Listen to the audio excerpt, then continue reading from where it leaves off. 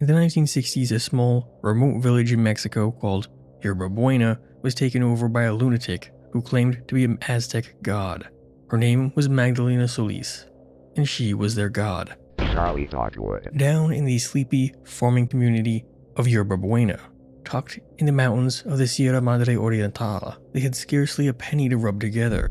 In fact, the community was so poor and isolated that none of them had cars or the electric light entering into the 1960s. So it was a big day when two men entered the village and promised them treasure beyond all of their wildest imaginations. Unfortunately, this was just a ploy to exploit them by forming an Incan-themed cult. The cult, sometimes known as the Hernandez Brothers cult, turned out to be one of the worst cults in Mexican history, featuring religious rites in dark mountain caves that were something out of a horror film. Today, in addition to telling you that story, we'll also go into depth and try to find firm evidence about this cult and what really went down in those days in the early 1960s. Let's get into it. The year is 1962. The Cuban Missile Crisis almost roasted the Western Hemisphere, the boys in Alcatraz made their big escape, and Marilyn Monroe picked the big one. A big year for North America. But in the village of Yerbabuena, it was as though nothing had happened. It had been that way for a long, long time. They were impoverished, living hand to mouth and doing the best they could to get whatever they could from the land. They had no electricity, and a car had never ridden down their single dead-end road in the village's long and unremarkable history. There was nothing here. No opportunity, possibility, or anything like that. Just poverty in a sense that things could never possibly get worse. In other parts of the country, the political dismay at Mexico's political status quo, the failure of the Mexican railroad strike of 1959, and the blatant government murder of activist Ruben Jaramillo would provoke a strong political movement in the 1960s. But Yerbabuena was different. There was no college, there was no movement there. They couldn't even read. For them, it was misery, misery, and misery again, unchanging forever. But one day in 1962, two men arrived in Yerbabuena, and there was a big change. These two men were brothers, Santos and Cayatano Hernandez. Little did the villagers know, but the Hernandez brothers had a long history of scamming and other petty crimes. Now they had found the really good way to steal from people: religion.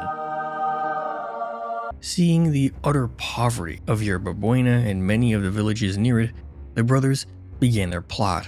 The brothers presented themselves as the emissary of Incan gods, promising that the villagers could help, and with their help, they could unleash the gods hiding in the mountains. In doing so, they would allow the exiled gods of the Inca to return and wreak havoc upon the non-believers, and those who assisted in bringing back the gods would receive a treasure hidden inside those mountains. They could all be rich and be saved by the vengeful ancient gods of the Inca. For those in Yerbabuena, it was too good to pass up. The village of Yerbabuena, which didn't even have a church, fell under the sway of the Hernandez brothers quite quickly, even though historically the empire of the Incas was nowhere near Yerbabuena. At first, they didn't fully believe, but in time, a mixture of religious delirium, narcotics, groupthink, and a healthy dose of fear would twist the minds of the poor villagers of Yerbabuena.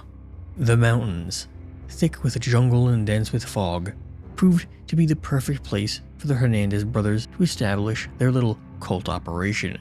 One of the caves would become their main temple, becoming known as La Mina, or the Mine. It was there that the Hernandez brothers would pray to the Incan gods, at the cost of every bit of money that the villagers could provide. With as much food and drink as they could want, in addition to everything the villagers owned, the Hernandez brothers had little left to want for.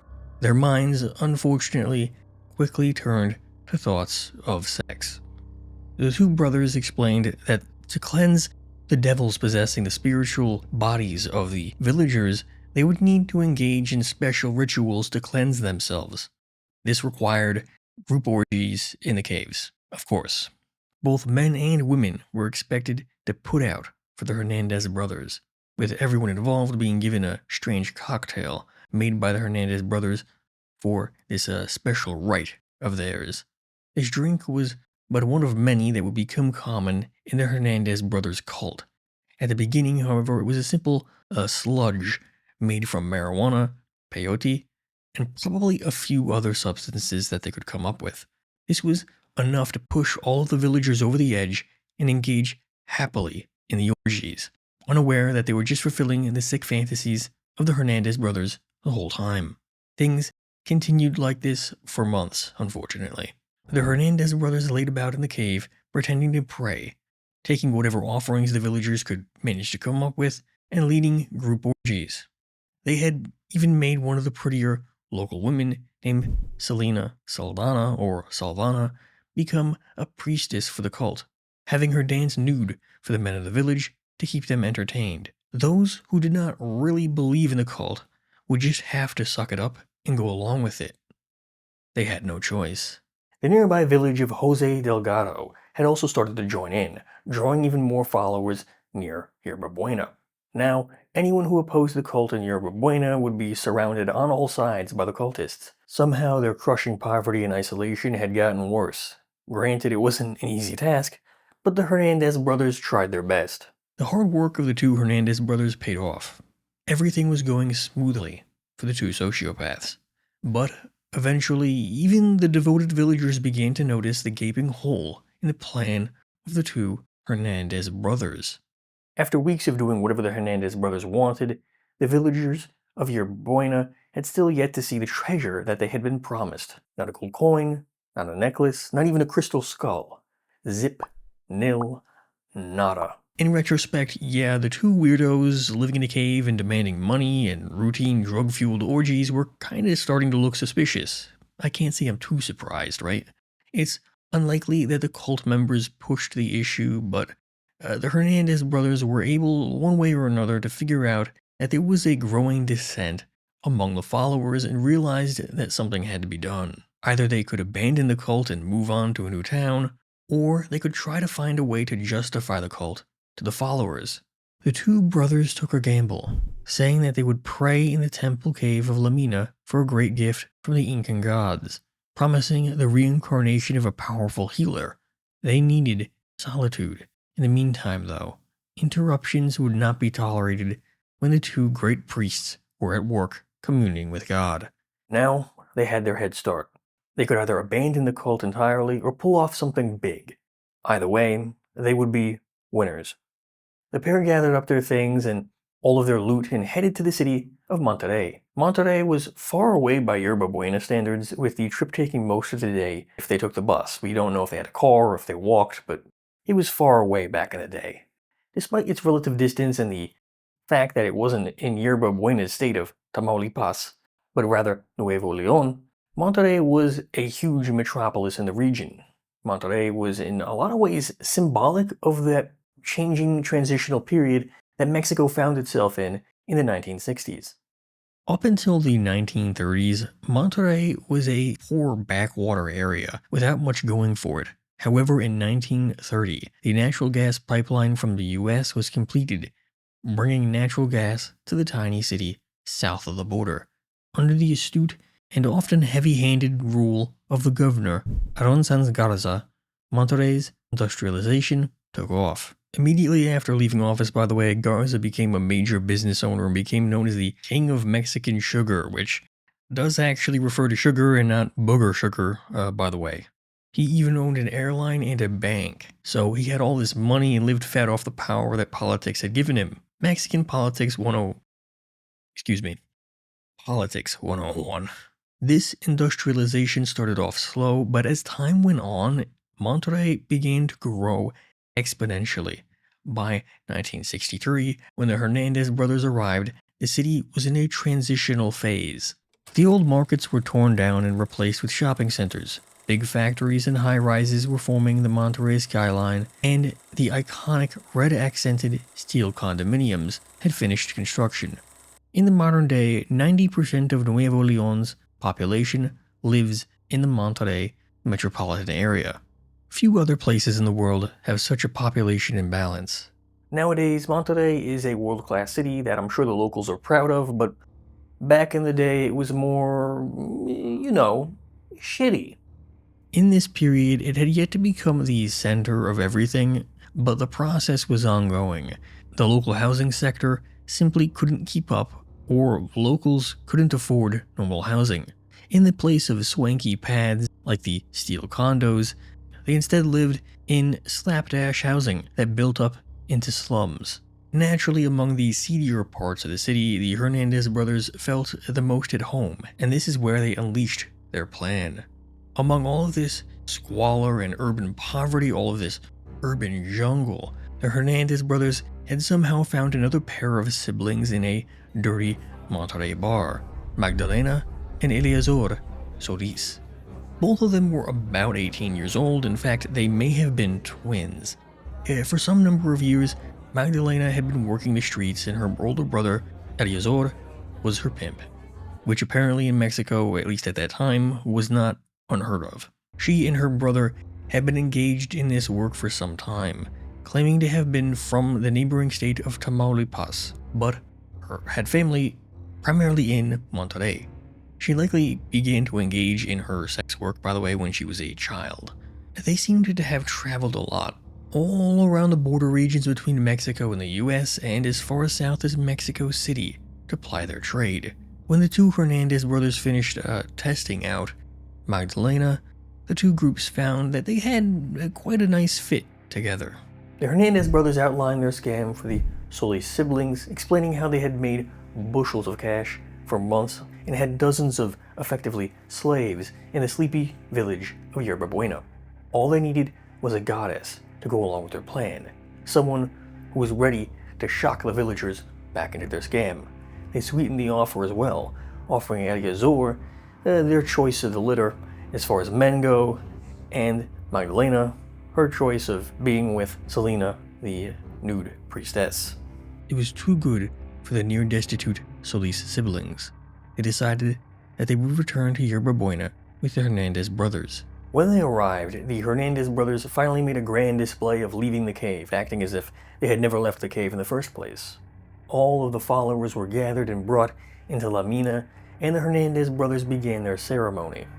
Smoke began to billow out from deeper in the cave, as though someone had set fire deeper inside.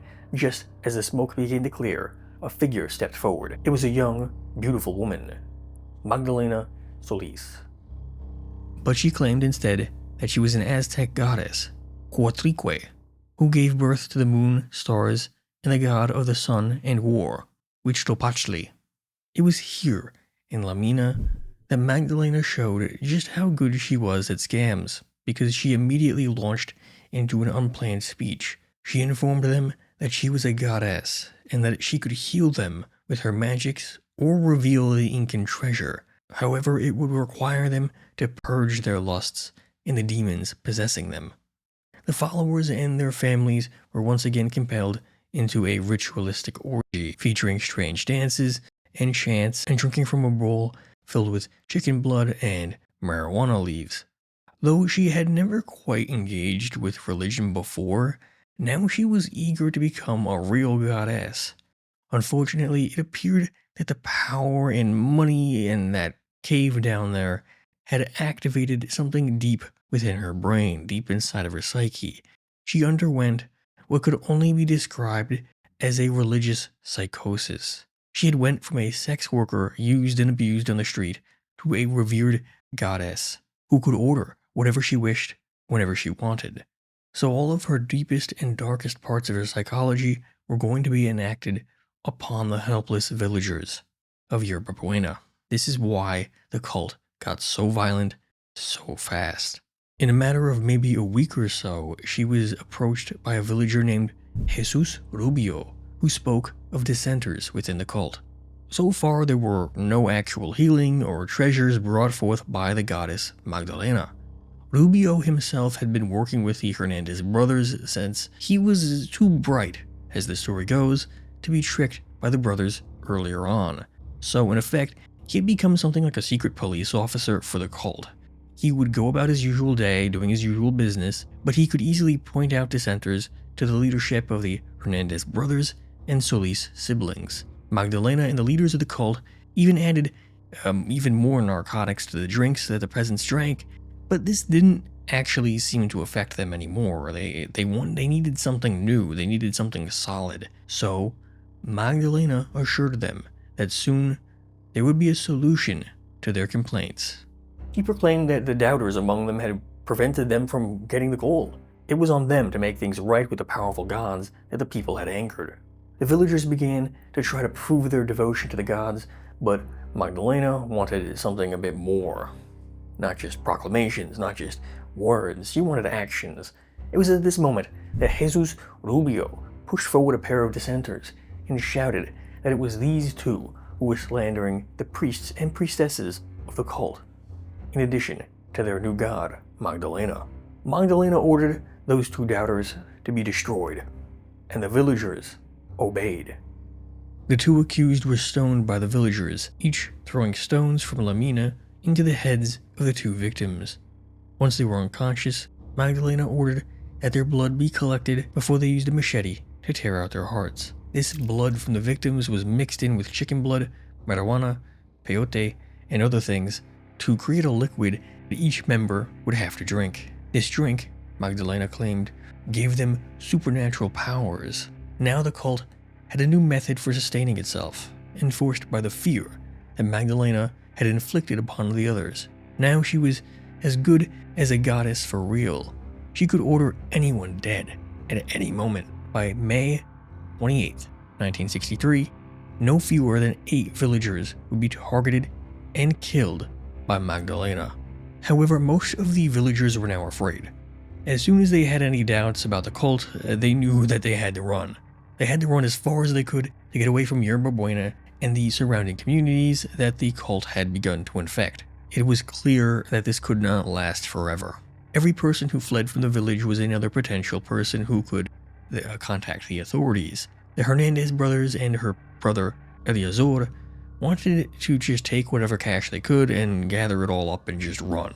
But they no longer had any control over Magdalena. She could now do whatever she wanted for the first time in her life. Magdalena decided that they needed one last great display to solidify the faith among those who remained. Selena, the nude dancing priestess, had remained loyal to the cult through thick and thin. She was totally subordinate to Magdalena, and she had become the new target for Magdalena Solis. At yet another meeting at La Mina, Magdalena ordered the young Selena to be put to death. Selena, it seems, according to some, offered herself up as a sacrifice.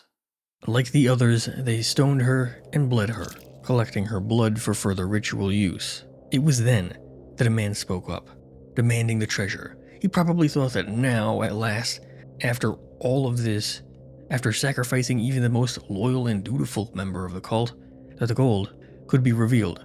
Magdalena Solis disagreed. She ordered the others to kill that man as a doubter, and he was pushed to the ground and then chopped up with machetes by the cultists, as per usual. Unbeknownst to all of the cult members and the goddess herself, a young boy named Sebastian Guerrero, who had been wandering around the mountain, had been attracted to the cave they called La Mina because of all the lights and noise from inside. In the dark, he watched the sacrifice of Selena and the man. He had seen each and every second. Now, he was in a state of pure shock and panic. He was certain that the cult was going to get him if he didn't flee immediately. So he did. Through the dense forests, Sebastian Guerrero ran some 17 miles to the nearby town of Villagran.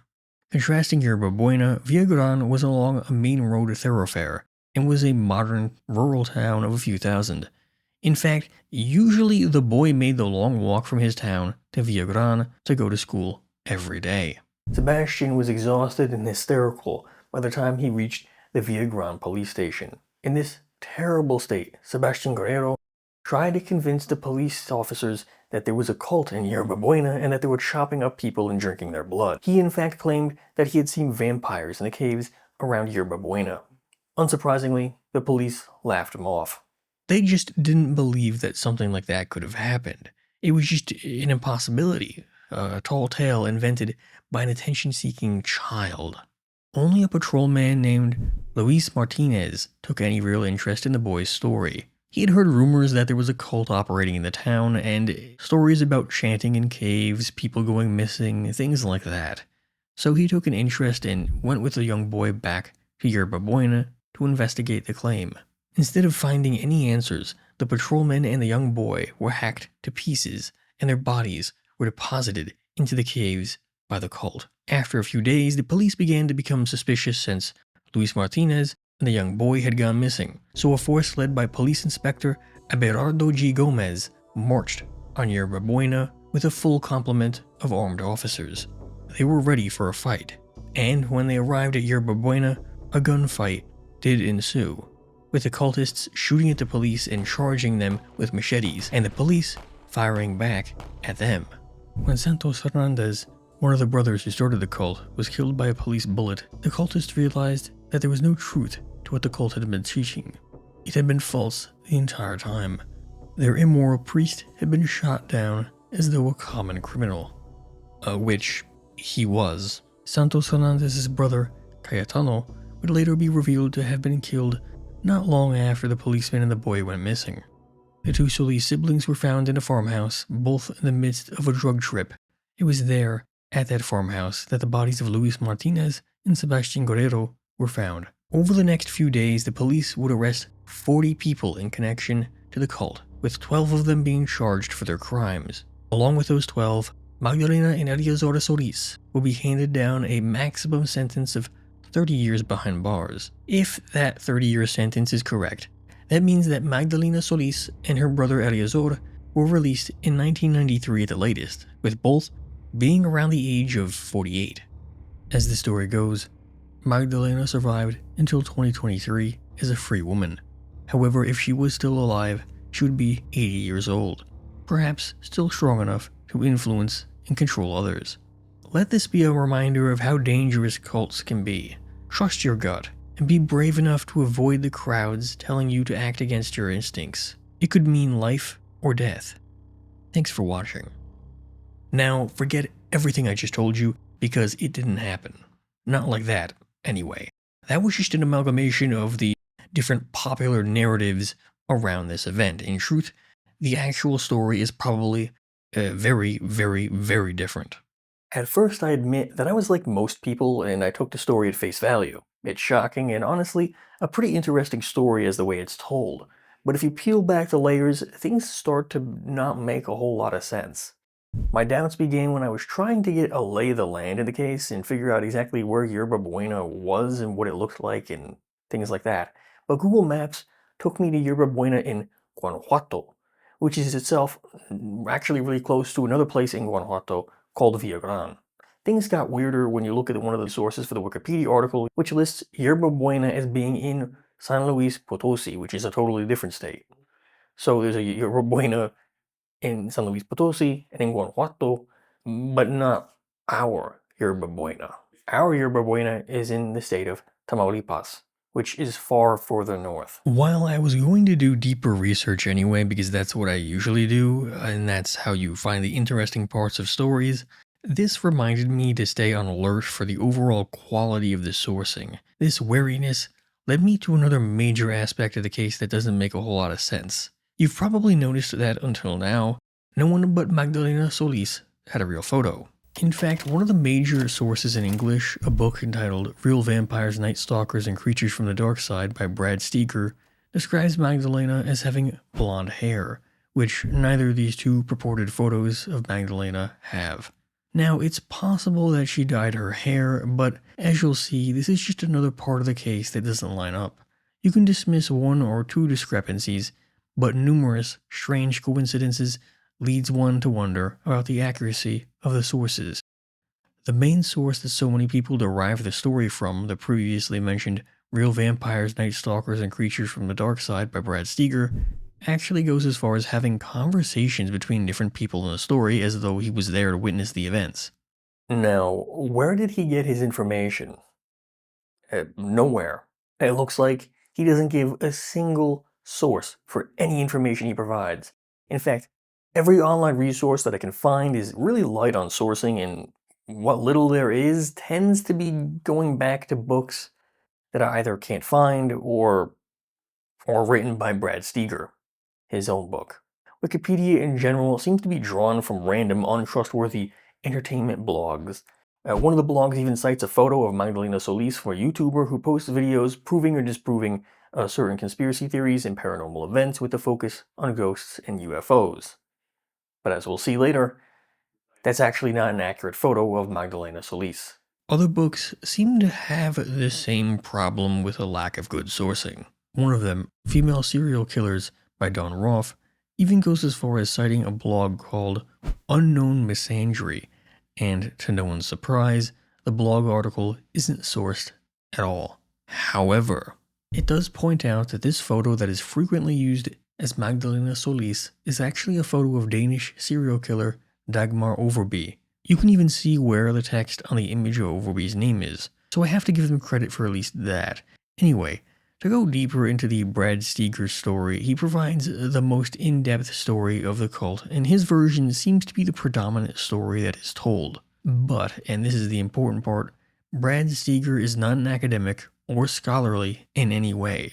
He was a proponent for a wide variety of bizarre paranormal ideas like Atlantis being real, that there were giant humans roaming around before us, and the ancient astronaut theories. So essentially, Brad Steger's information is probably bogus. The nickname is another discrepancy. La Gran Sacerdotisa de la Sangre. Where did that name come from? The name the High Priestess of Blood would be an interesting nickname in the papers, perhaps. They're usually the ones who give out these sorts of nicknames, right? So with every book and website looking like trash, I decided to go one step deeper. Newspapers.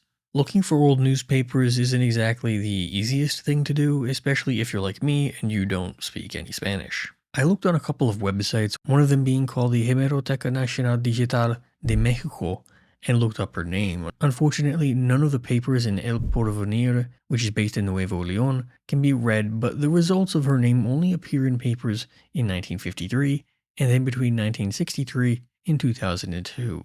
I can't dig any deeper in Spanish though, so we'll just have to switch over to English language papers for now. June 5th, 1963 is when the first reports popped up in English press. After that initial month or two, after that, the updates basically dry up and there's nothing else in print for ever. It just stops. The story dies. What's interesting is that every single article cited UPI as their source for the article. The UPI, or United Press International, is similar to the Associated Press, or AP, in that they provide news articles from different sources to papers that pay for them. So these all came from some original source. When I reached out to the UPI, unfortunately they made no effort to respond back to me about any archival information, so that line of questioning died. But now we at least know that there was a person named Magdalena Solis, and that there was a cult in Yerbabuena. In total, I was able to find 10 separate newspaper articles discussing the events that happened in Yerbabuena. Now I could spend the time going over each article and going into deep depth over what each says, but it really wouldn't be worth your time. Instead, we'll go over the broad strokes of the different articles and updates and discuss what happened or did not potentially happen with the case. The first wave of articles came out on June 5th, 1963, like I said. Though this suggests that the arrests happened a day or so earlier, since it would take a day or so for the information to be translated from Spanish to English and then get published in the papers, right? So I figured there's probably a day or so lag in the papers. In Beautiful Teenager Held in Cult Orgies, it largely confirms the broad strokes of the story. 40 people were arrested in Yerbabuena, including a young priestess named Magdalena Solis, and put the number of missing at 12. It also discusses La Mina briefly and mentions that Delgado was a common center for the cult. However, it also makes note that Magdalena's brother, Eleazar, was not her brother, and also maybe was the real head of the cult. Another article I could find published on the same date, Cult Probe Grill's Teenage Priestess, was essentially the same. 40 arrested, 12 dead, Eleazar claiming to not be related to Magdalena. This article, however, mentions the mixture that the cult drank, and makes the first mention of the Hernandez brothers. When the members were under the influence of the potion, he said, Selena Salvana and the brothers Cayatano and Santos Hernandez incited the killing of members selected for sacrifice. This does stand in contrast to the popular narrative of it being Magdalena driving things forward and Selena Salvana being some sort of a helpless victim, but that's not the only oddity in this article. Police killed the Hernandez brothers. Before police arrived, the brothers killed Hector Solis and Sebastian Guerrero, 14, a farm youth. Solis slipped into Villagran and told the police about a strange cult. Luis Martinez, a policeman, was hacked to death in a melee that resulted in the killing of the Hernandez brothers.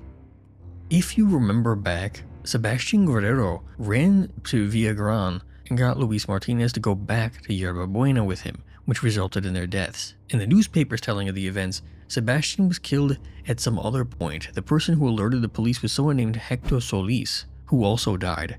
And then there's the fact that in the newspaper story, Luis Martinez wasn't killed with Sebastian Guerrero, but was instead killed at the confrontation between the police and the cult. So, at the very least, as of June 5th, 1963, Magdalena and her maybe brother, Eleazar, were in police custody in Ciudad Victoria and were being questioned.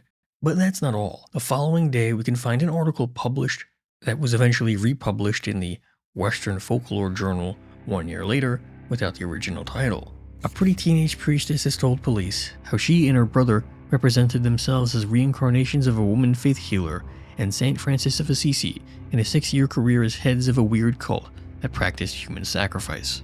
That would mean that Magdalena and Eleazar practiced their rituals for over 6 years, since the age of about 12 or 13. However, it lists them as being the heads of the cult for that time, which would be very different. That would be a much different story. That would imply that Magdalena and Eleazar came down to Yerbabuena when they were like preteens, basically. Instead, I suspect that this refers to the rituals of drinking the narcotic substances themselves.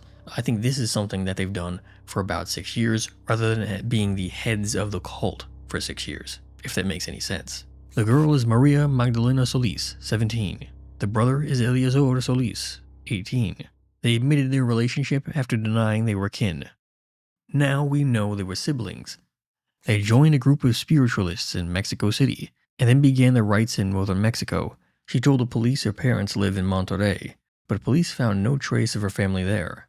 She told the police she represented herself as the reincarnation of a El Nil Fidencio, famed as a faith healer and spiritualist in Mexico 50 years ago. Her brother told people he was a reincarnation of Saint Francis of Assisi. This changes things. A lot, in fact. In addition to sex work, the pair appeared to have been associated with a religious tendency called Spiritism, which was systematized by French intellectual Allan Kardec. It had existed as a variety of different techniques and teachings like seances, mediums, and other paranormal phenomenon, but effectively under Kardec, it had become a sort of non-Trinitarian Christianity that placed emphasis on spiritual progress and the paranormal. So things like communing with the dead or seances, like all these sort of ghostly paranormal experiences, were considered very important, hence the name. El Nil Fidencio is actually a reference to Nino Fidencio, a faith healer, or curandero, from about 60 or so years prior to the incident at Yerbabuena. She finally admitted that she had worked some of the border towns near the lower Rio Grande Valley of Texas. She said she performed spiritualist rites for American women in Mexico, sometimes charging as much as $10 per consultation. Typically, in the retellings of the story of Magdalena Solis and the Hernandez brothers cult, their journey to the cult is a sort of cynical cash grab type move. But instead, it seems like at least Magdalena, or rather Maria Magdalena Solis, had long been involved in spiritual practices. There's a chance that Magdalena had never worked as a sex worker at all, and instead was sort of a traveling faith healer, a fortune teller and mystic, similar to that of the person she claimed to be reincarnated from, Nino Fidencio. A week later, on June 13th, we get 2 more very big articles. Both of these are informing people that the trial had been concluded and that 12 men had been found guilty of crimes stemming from the cult. Yes, these articles really do say that somehow an entire criminal trial of 12 men occurred over the course of a little more than a week. The first article is largely what we have already learned so far. However, there are some major differences that we need to discuss. Witnesses told how cultists rebelled when cult priests asked for another volunteer. They fled from the ceremony and informed police of the cult. This would mean that the way the cult ended was totally different. No run to Villagran, no return to Yerbabuena. In fact, it's a much different ending in this version of events. Enraged farmers from nearby killed 2 chief priests and brothers, Santos and Cayatano Hernandez. State police arrived and in the ensuing gun battle with cultists, Sebastian Guerrero, 14, and policeman Luis Martinez were killed. The article at the end even mentions that Rubio alleged that Magdalena and Ariazora started the cult and not the Hernandez brothers instead. In the second article, Burned Woman at Stake, 12 cult members are guilty, says the same. The cult fell apart because of a rebellion in the ranks and the 2 Hernandez brothers had been killed by enraged farmers. The boy, Sebastian Guerrero, and the policeman, Luis Martinez, died in a gun battle between the cult and the police. Jesus Rubio even shows up one last time to be quoted in the article, with him saying that the cult was started by Ariazora Solis and Magdalena Solis. It also contains one other interesting tidbit. The sacrificed high priestess, Selena Saldana, was sacrificed because she was an unusually good follower of the cult, and her giving her life was supposed to show where the treasure was held. This suggests that large parts of the cult being about healing magic and promises of riches in the mountains and whatnot were actually probably true. The peasants were really expecting treasure, maybe even Incan treasure, like the popular telling of the story suggests. The last time the Magdalena Solis stories appears in the newspapers is about 2 years later in the Manchester Evening News, of all things. In this article, they go into more detail, and it seems like this version of events of the story is an attempt to emphasize the salacious events of the story rather than stick to the main story. Yet again, spiritualism or spiritism appears in the articles and it blames the Solis siblings for the cult. At no point could I find an article that blamed either Hernandez brother for the cult. So there's no real proof that the Hernandez brothers were leading the cult other than passing mentions. The whole setup of the cult and the popular telling of the story has zero basis in fact. It's entirely possible that the Hernandez brothers still had a hand in starting the cult, but I haven't seen any proof suggesting that. Regardless, each article that I've went over is a little bit different. Each emphasizes different things, each has a kind of a different story to tell. A few moments later. In case this wasn't immediately obvious, this was recorded after I recorded the bulk of this video. Well, thanks to a lucky break, I managed to find 3 things. The first is the Associated Press version of the story. In these tellings, the Hernandez brothers were the ones who started the cult. In fact, what's more important is that the first report that I can find, a whole day earlier than the first UPI article, came out on June 4th for the Abilene Reporter, meaning that the AP version of the story is not only earlier, but tells a very different story. Police control Mexico fanatics. Cayatano called himself God and told the group the gold was buried in the cave and that, if the proper spirits were called, it would appear. Gold was not found, and Cayatano, going into a rage, ordered the sacrifice of a woman, 55-year-old Selena Saldana, who was clubbed to death by her own son, Elio Hernandez Saldana, and then tied to a stake and burned. The inspector said Cayatano then ordered a second sacrifice. This time it was Hector Arias Luna, a farmer, who was also burnt at the stake after being clubbed to death. Some of the sect's members finally got scared and ran from the cave. They asked the police for help. Secret Service men and uniformed police were sent to Yerbabuena and were met by gunfire. Cayatano was among those killed in the gunfight. 15 members of the sect and 3 policemen were wounded. The Orange leader followed up 2 days later on June 6th. This article once again brings up spiritualism, mentioning that a man and a woman were burnt at the stake and that 3 people died in a gun battle, 2 of those being Cayatano and Santos Hernandez. So in essence, the story of the cult changes pretty significantly depending on if you go off the UPI or AP telling of the event. The UPI is heavier on the Magdalena Solis side of the story, and the AP is heavier on the Hernandez brothers side of the story, particularly Cayatano. The second major break that I found was Wally George. A native Texan by the name of Wally George had written about what happened at Yerbabuena, but what's really interesting is that he didn't just write about it. He drove to Yerbabuena mere weeks after it had ended. As far as English language sources, this was the holy grail of all of these sources. This was the guy who went into Yerbabuena and talked to people who survived the incident. He went into the cave where Lamina was, and he got into a real-life situation there where he had to walk into the town. He got a real-life lay of the land in and around Yerbabuena. I needed to find the article. I just immediately started to go in and I started to look around for Wally George, but Wally George is the name of a conservative political commentator, so I can't just Google Wally George. So I have to start looking around through the websites for Wally George, or more information rather, on the Texan Wally George. Wally George almost died in a strange accident. Wally George's grandpappy died. Wally George's sister died.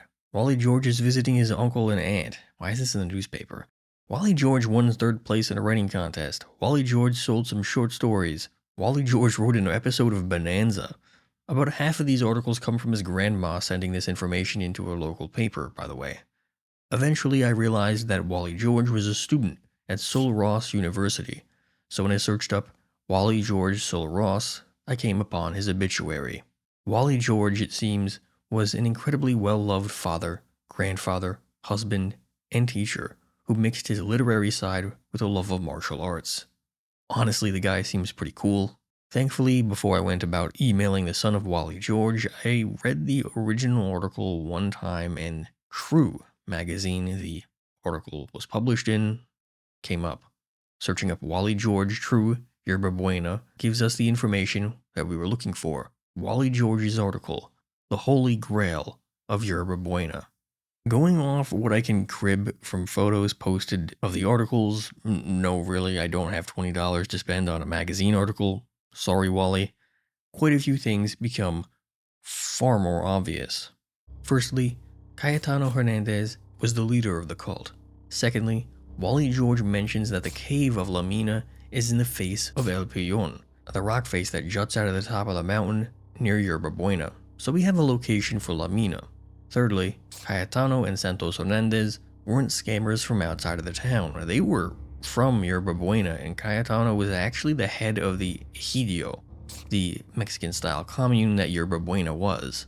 He even discusses how people were clubbed and then had their hearts ripped out, so that part of the story seems to match up. There are some major divergences from the story, however. Supposedly, an angel had came down and entered the body of Cayatano.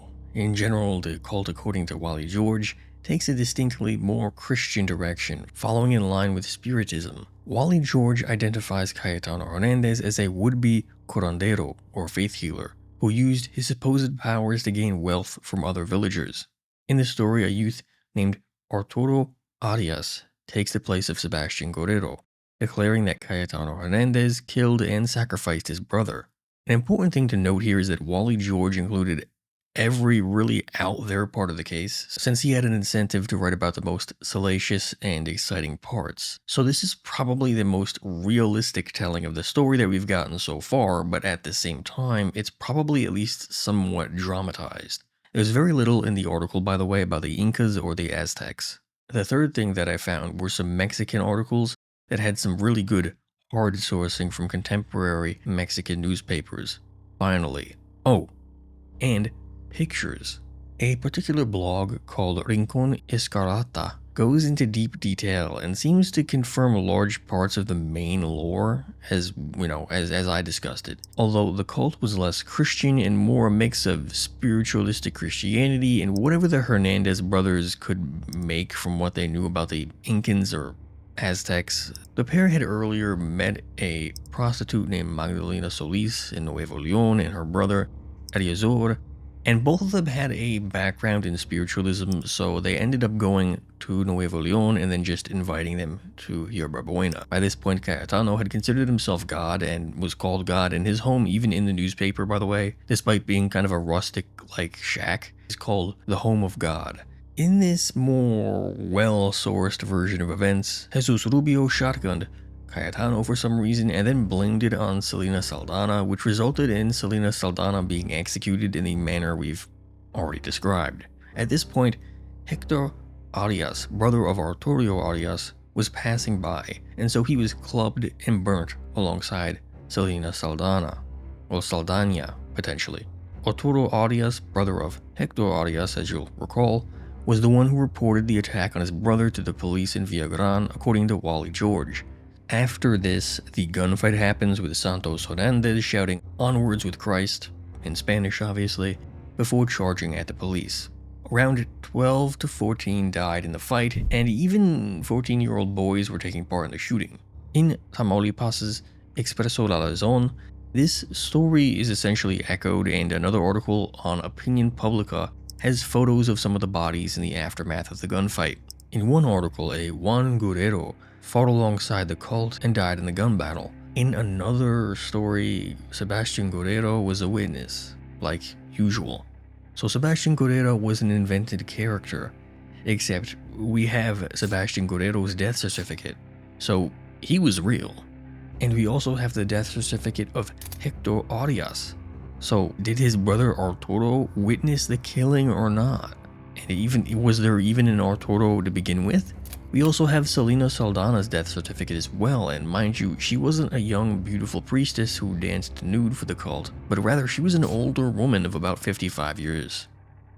The truth of what happened in Yerbabuena remains hidden and far away. We will likely never know all of the details. The brothers, Cayatano and Santos, started the cult. I don't doubt this. However, the Aztec and Incan elements were probably exaggerated to some degree, but human sacrifice and promises of treasure happened, 100%. The cult sacrificed a number of people, some as doubters, and others just to silence them. We aren't sure who reported the cult, but ultimately, it led to a gun battle between the police and the cult, and perhaps even the Mexican military. Cayetano and Santos Hernandez died, one way or another. But what happened to the Solis siblings? Magdalena and Eleazar just drop off the face of the planet. They disappear. Why? I think I might have an idea. Unlike the United States, Mexico never went through the process of shutting down psychiatric institutions, a process known as deinstitutionalization. In the US, this happened in the 50s and then in the mid-70s in two distinct waves. Mexico is just now starting to make reforms to their psychiatric institutions. In fact, Disability Rights International describes the really awful state of these institutions. In most cases, just acting as a place to hold disabled people, but people who are mentally ill, for example, someone claiming to be the reincarnated saint, Saint Francis of Assisi, or a Mexican faith healer, they would also end up there. These institutions are in incredibly bad shape, understaffed, dirty, and filled with potential for trafficking or violence against the residents there. There have even been allegations of lobotomies being done in these institutions very recently, not just on people with mental disabilities or mental health disorders, but even drug addicts who also can be involuntarily committed in Mexico. This is something that is still ongoing in Mexico as we speak, and it's an evolving issue. It is highly possible that if real life looked like the story, that Magdalena and her brother Eleazar were probably locked up in a psych ward and were never let out. No trial, no conviction, no article. The remaining villagers refused to stay in the village, and new villagers were moved into the sleepy village of Yerbabuena beneath the mountain. Time moved on. People are discouraged from visiting the village now. No one there knows anything, and it just scares the locals to talk about it. History and time buried the truth. We will never be certain of exactly what happened at Yerbabuena. But the Wikipedia article isn't accurate even a little bit, so don't live your life always believing the Wikipedia article. There's a chance like this where it's just dead wrong. It wasn't a vampire cult. There's no evidence of any descriptions of Magdalena Solis being a lesbian or a pedophile or anything like that. The most salacious parts of the article are just fake or baseless, except for human sacrifice, which, yeah, that's pretty crazy. Thank you for watching. If you enjoyed, please consider subscribing, liking, commenting, and sharing the video. Also feel free to check out my Twitch or Stream VOD channel on YouTube. All links are in the description. Without further ado, check out this video. It's pretty good. Good stories only. Thank you.